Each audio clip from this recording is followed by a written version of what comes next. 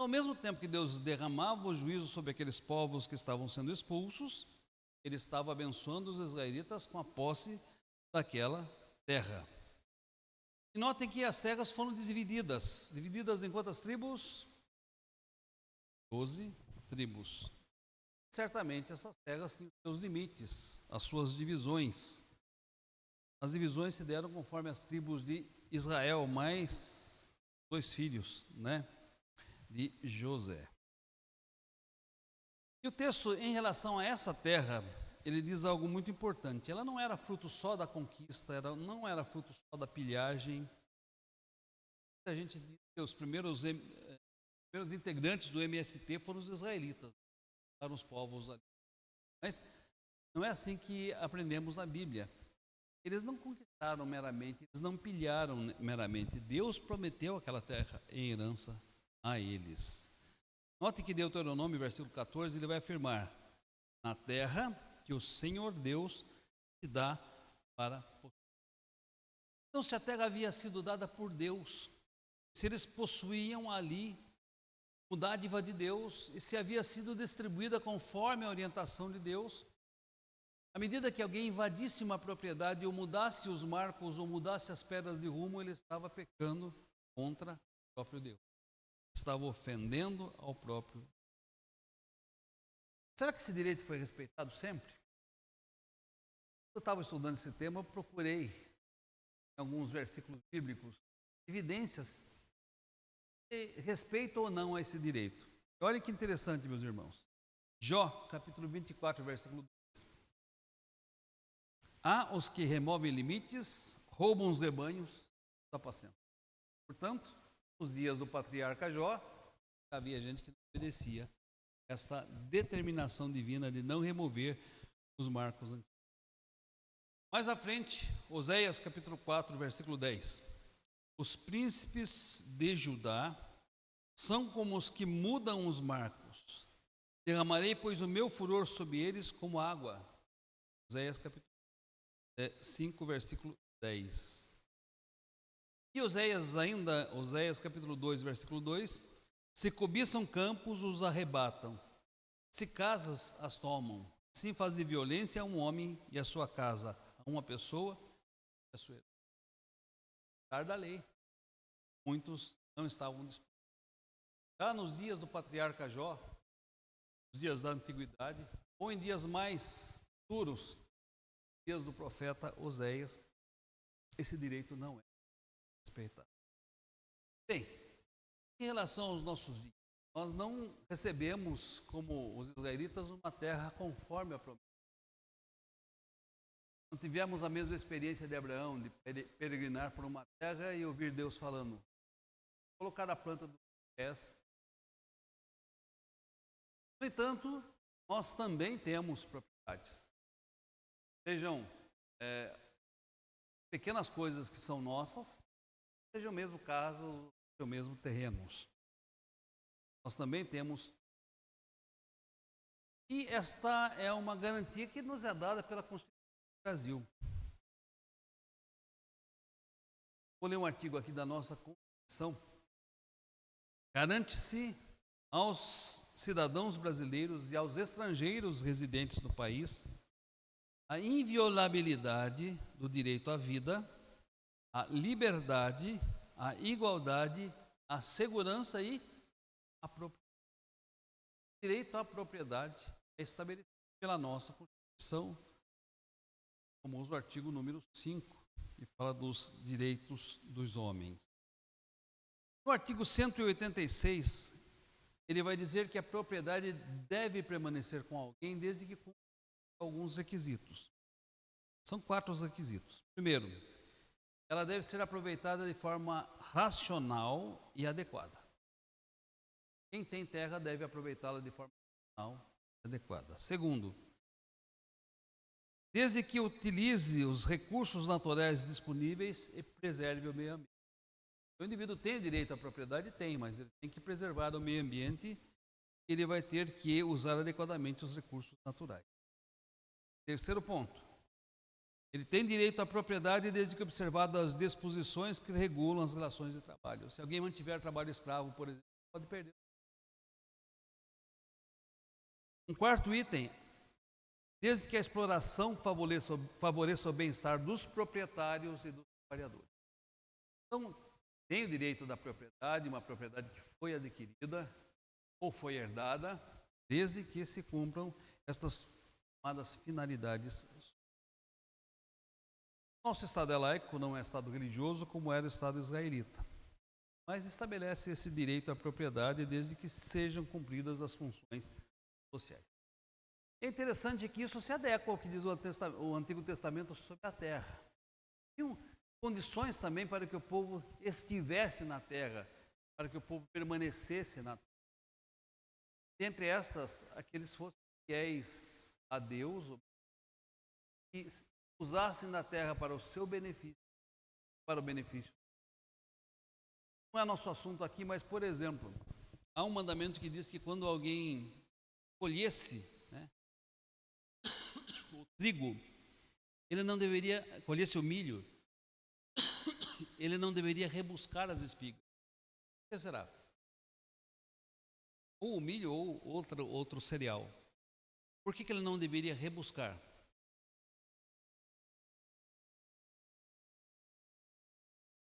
Caio, que sempre viveu na cidade, entende esse texto? Espigas. Geralmente, quando a gente trabalha na roça, a gente vai colhendo. Mas na colheita, por exemplo, do milho, pode ser que escape algumas espigas e a gente não consegue ficar todas no céu. Geralmente ficam espigas espalhadas ali. Essas espigas, casos, podem ser rebuscadas. O indivíduo falou, bom, tem minha produção agora. O Antigo Testamento diz, não, você vai colher. Você esqueceu, vai ficar. Para quem? E aí você vai entender o caso de uma mulher, por exemplo, que foi rebuscar nos campos de Ruth, que foi rebuscar nos campos de... E se ela encontrou cereal ali é porque não houve essa repescagem, né? Não houve essa busca daquilo que havia sido perdido. Deixou ali para os... Então, os israelitas tinham essa preocupação de que a terra servisse para a bênção do seu proprietário, mas também as pessoas mais... Nota como é atual a Bíblia, né? Como é atual a Bíblia. Hoje muita gente fala, olha, direito de propriedade não. Essa é uma invenção do sistema capitalista. Ela só serve para enriquecer um pequeno número de pessoas, para a exploração de um número de outra. No entanto, se não houvesse direito da propriedade de nenhuma espécie, de onde se produziria o necessário para a vida? De onde se produziria a riqueza, fazer o dinheiro gerasse e abençoar as pessoas? Levanto contra isso hoje, entende a essência da vivência humana, das necessidades humanas, das leis que existem no nosso país, e muito menos no direito eterno que Deus estabeleceu. Que o homem deve ter domínio sobre o homem deve desenvolver tecnologia, deve ter o bem-estar para abençoar. Uma segunda lição desse texto, agora baseado nos outros versículos, eu vou trazer uma palavrinha jurídica aqui. Medidas para evitar o perjúrio. Sabe o que é perjúrio? O que é perjúrio? É no Google.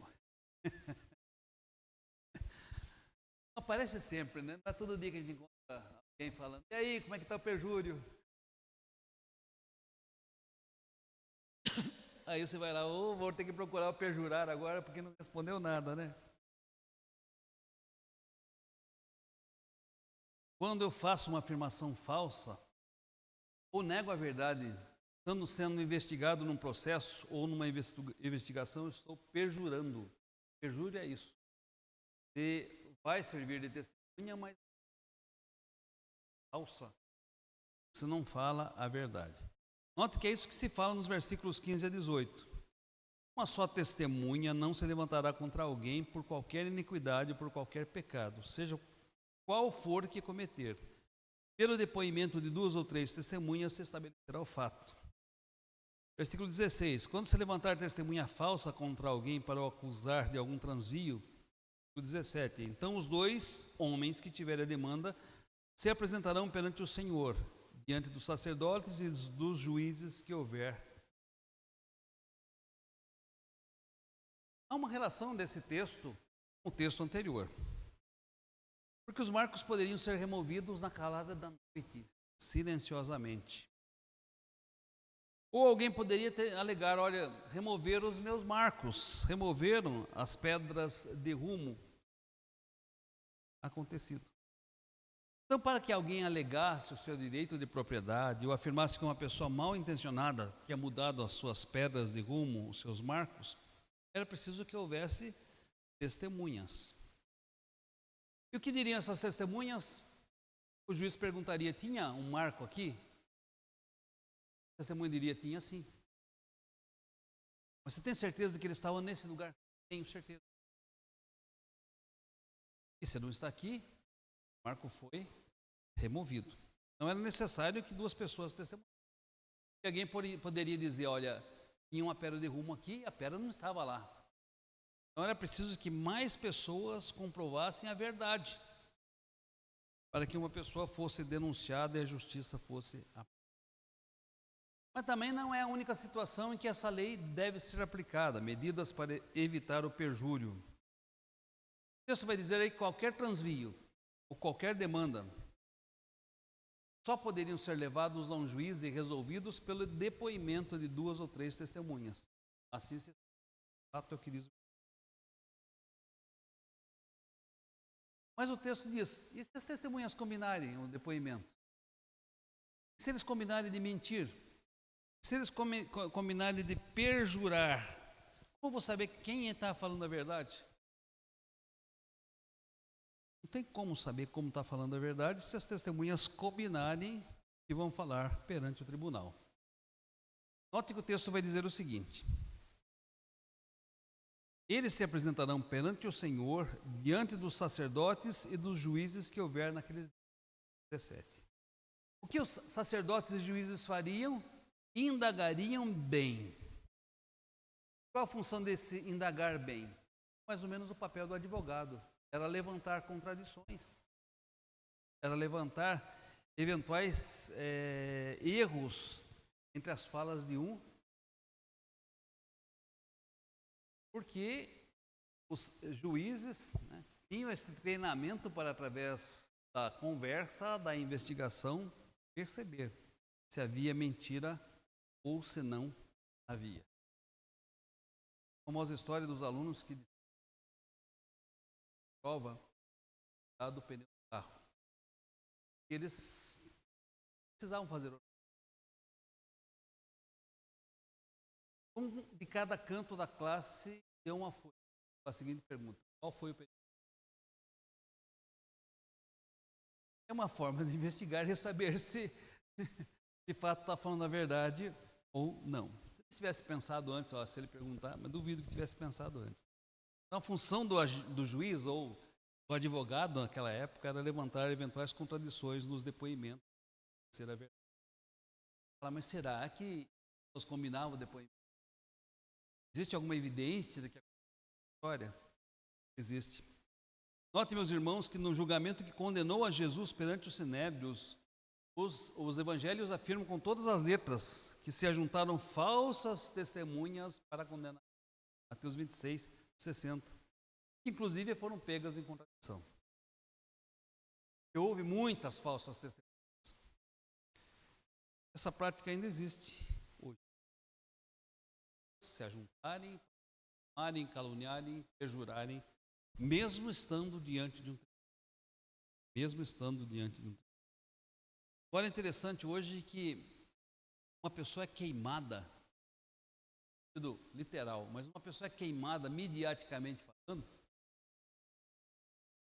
tem a sua vida profissional, a sua vida familiar, a sua vida trabalhista totalmente devastada por uma exposição através dos meios de comunicação,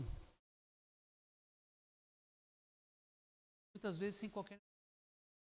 Essa pessoa a priori já está queimada, essa pessoa a priori já está condenada. Foi cancelada. E às vezes essa pessoa, vamos dizer que é mais ou menos semelhante ao ordário, né? Que era o ordário na época medieval. Na época medieval eles tinham uma forma interessante de julgar. Os bárbaros pegavam uma brasa do fogo e botavam na mão da pessoa. Se queimasse, a pessoa era culpada. Se não queimasse, não era. Então era meio difícil alguém não ser queimado, né? Mais ou menos o que se faz na exposição midiática. Queima-se primeiro para depois ver se o cara é culpado ou não. Então, notem que muitas vezes há o perjúrio. E um perjúrio, muitas vezes, precipitado através do julgamento que se faz através de redes sociais e mídias, pessoas, sem que o processo mostre a culpa ou mostre a sua. Como se livrar disso, pastor? Tem uma boa notícia. Nós nos livraremos disso. Onde? Novo céu. E lá, o que habita lá, Caio? Lá habita. É lá que nós teremos plena justiça. Ah, mas então quer dizer que a coisa pode correr solta? Não correr até. Mas diz a Bíblia, ai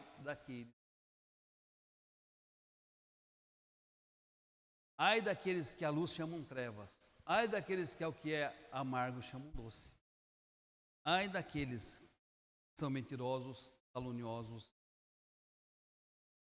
e dolosamente, com intenção mesmo, eles se juntam para prejudicar a pessoa. Quem retribui? Deus. É a mão. Como disse Davi, cair nas mãos dos homens não é coisa fácil. Dura coisa cairmos nas mãos de Deus todo. Ainda que Davi tenha feito a escolha, ele apelou para a misericórdia de Deus. Devastação aconteceu ali na vida dele. Lembremos que Deus é o juiz e Ele vai fazer justiça. Enquanto estivermos aqui na terra, mas sobretudo em novos céus. Terceira e última lição, um outro nominho aqui difícil. Vai definir.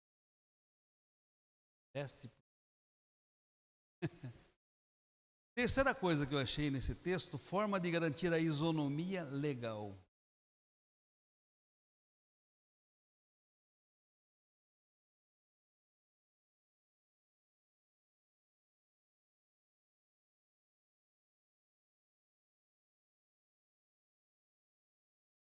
Igualdade,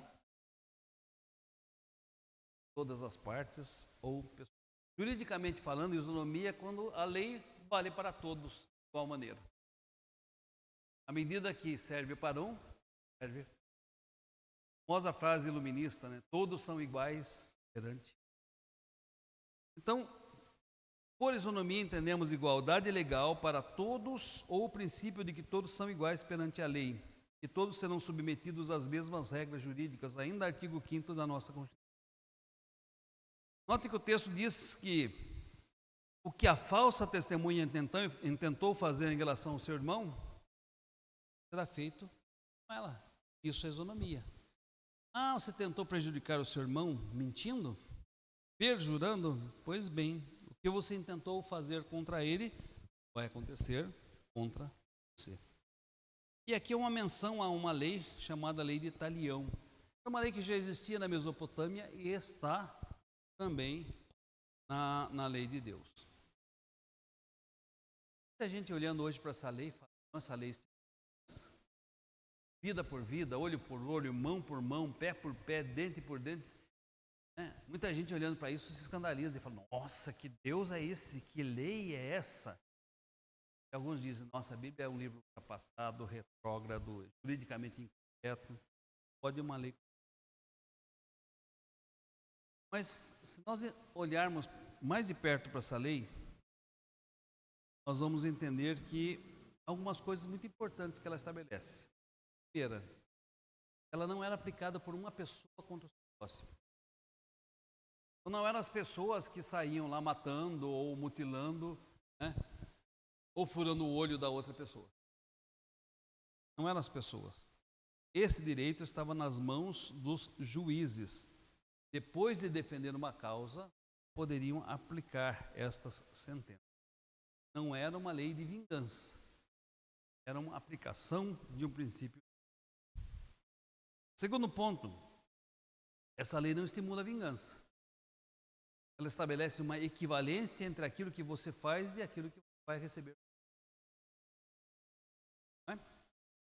Notem que a tendência do ser humano é fazer muito mais quando se sente agredido, ofendido ou tem o seu direito prejudicado.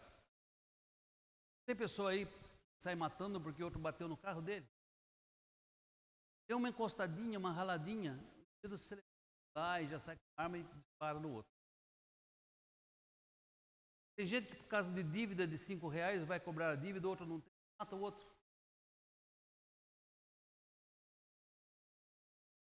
Paga a dívida. Então, tem gente que age como Lameque, né? Lembra que o Lameque disse lá em Gênesis? O Caio acabou de falar Gênesis com a gente.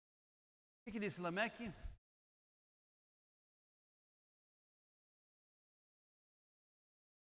Isso, essa parte que eu quero destacar. Matou alguém porque feriu, e outro porque pisou no seu calcanhar.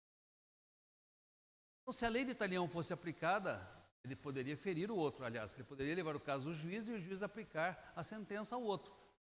Jamais matar. O homem age como Lameque muitas e muitas vezes.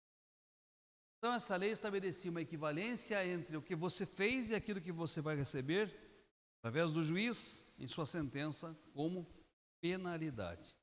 Exageros, portanto, legais não seriam imputados a um outro. Se o dano for vida, vida por vida. Se olho, olho por olho. Se for um dente, dente por dente.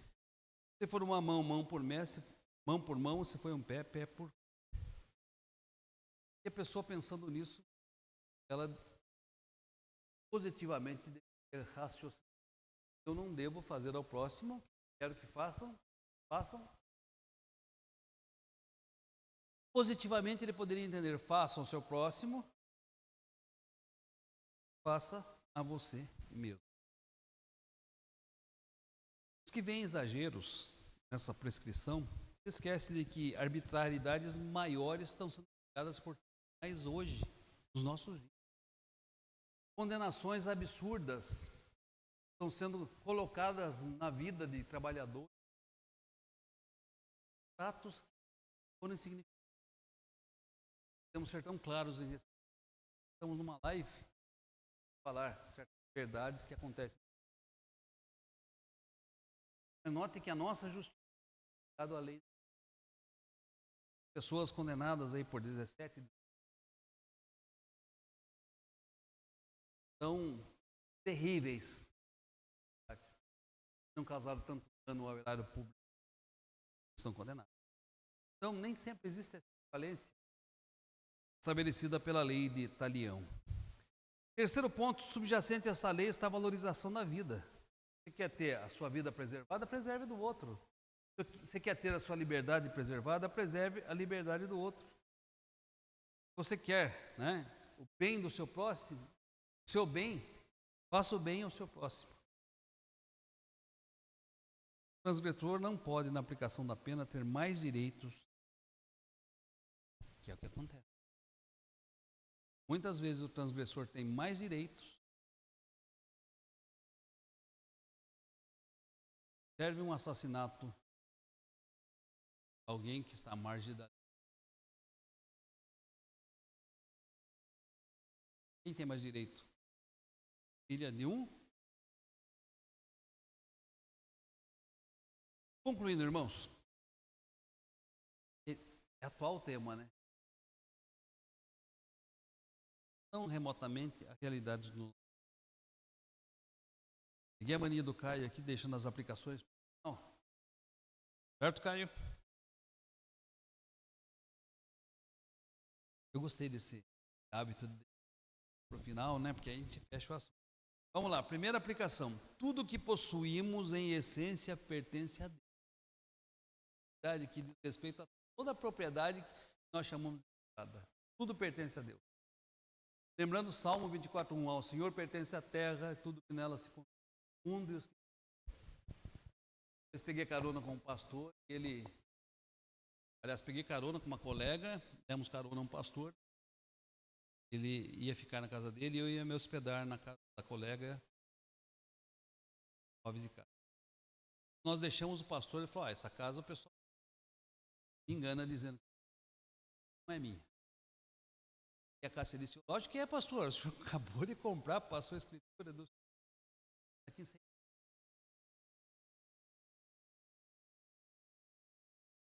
100 anos, quem garante que estará nas mãos da família dele? Então, nós nos enganamos achando que é nosso. Ao Senhor pertence a terra, tudo que nela se contém, o mundo e os que nele. Segunda aplicação, desfrutar de posses é uma dádiva de Deus. Assim como você permanecer e preservar aquilo que Ele lhe dá. Então, ter algo é uma bênção de Deus. Aquilo que a gente recebe como bênção, a gente tem que preservar. Porque a nossa permanência depende disso. Como a gente cuida do pouco que Deus nos dá. Terceira lição, o direito de alguém possuir algo, o direito de alguém possuir é algo inviolável.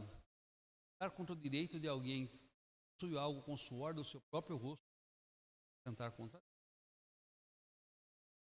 o Senhor. A promessa de Deus é: feliz serás, do trabalho comerás, do trabalho das tuas mãos comerás e tudo te irá bem. E o que nós temos vem da bênção de Deus, quem atenta contra isso, furtando, roubando, né, invadindo, pilhando, ele está pecando contra. Quarta aplicação, por trás do desprezo de alguém para com os direitos dos outros, a cobiça. Querer ter o que outro tem, sem ter trabalhado tanto quanto trabalhou. Quinta lição, Deus odeia o perjúrio, odeia quem não fala a verdade, seja no seu relacionamento com a esposa, ou seja, depondo no tribunal. A palavra do crente deve ser? Não caiu. Pensei que você ia completar rápido. A palavra do crente deve ser sim, sim. Não, não. O que passar disso? Vem do maligno. Deus odeia o perjúrio. Sexta lição. Os tribunais humanos têm o dever de fazer justiça, evitando o perjúrio. Porque se este prevalecer, a justiça perdeu o seu lugar. Ela já não existe. E ai daqueles que pervertem direito. Sétima lição. Todas as pessoas são e devem ser iguais perante a lei. Válido biblicamente, válido eclesiasticamente, válido para a nossa vida social. Todos são iguais perante a lei. Infelizmente, nem sempre isso acontece em nosso país e em outros países. O cantor disse, todos são iguais perante a lei, mas alguns são iguais do que os outros. Infelizmente, essa é uma verdade, mas não é da vontade de Deus que é assim. Todos são iguais perante a lei. Quem fizer o bem, receberá o bem realizado. Quem tentar o mal, sofrerá o mal planejado. Oitava lição. Deve haver uma equivalência entre a ofensa e a aplicação da penalidade.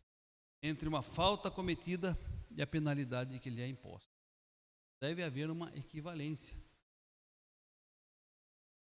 Para que as coisas não se excedam, não se extrapolem e não tomem dimensões maiores que causem prejuízos. Concluindo, já citei aqui as 8 lições. Esses dias eu estava aprendendo sobre o nosso cérebro. É uma coisa muito interessante sobre o nosso cérebro. As informações que tudo que nós recebemos enquanto estímulo visual, olfativo, gustativo, auditivo, táctil, todos os estímulos geram no nosso cérebro uma caixinha de informações. Essa caixinha de informações mantém esse conhecimento temporariamente ou pode manter permanentemente. É mantido temporariamente se aquilo acontecer e nós não alimentarmos aquilo. Se algo acontece, mas se algo acontece e a gente alimenta aquilo, torna uma caixa de a longo prazo. A hora que eu estava vendo essa informação, ela disse sobre a nossa ira.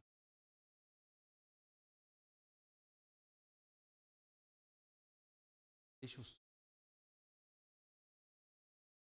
Então veja, a Bíblia reconhece que muitas vezes nós vamos nos irar.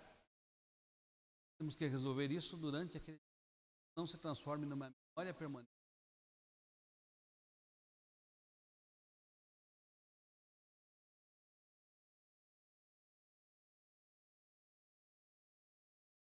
E aí criou a informação na mente, o que acontece, o reforço vai fazendo com que aquilo se torne. Por isso que a Bíblia diz, medita na palavra de Deus de dia e de noite. Quando você faz isso, o que você aprendeu, você vai acrescentar outra camada de conhecimento, outra camada, é que o seu conhecimento bíblico se consolide e a sua mente se torne a mente de maravilhoso cérebro de capacidade extraordinária de aprender. E que conselho tão sábio ele nos diz, coisas que são injustas, coisas que criam amargura, coisas que promovem a ira em você. Resolva isso. Deixe lado em sua vida, vai te prejudicar. A Bíblia diz que nós podemos sentir, mas o ressentir provoca o quê? Tome cuidado para que não haja ressentimentos entre vós, porque o ressentimento causa o quê? Isso está bom lá no... Causa o ressentimento?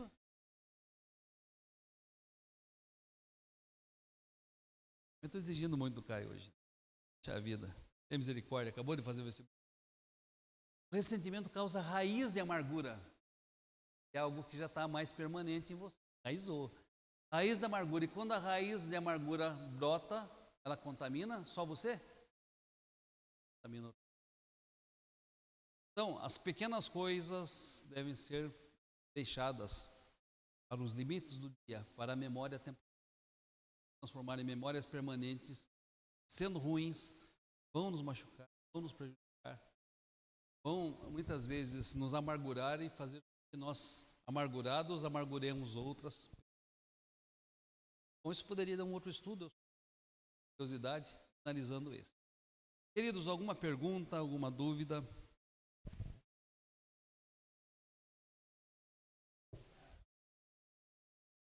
Claro.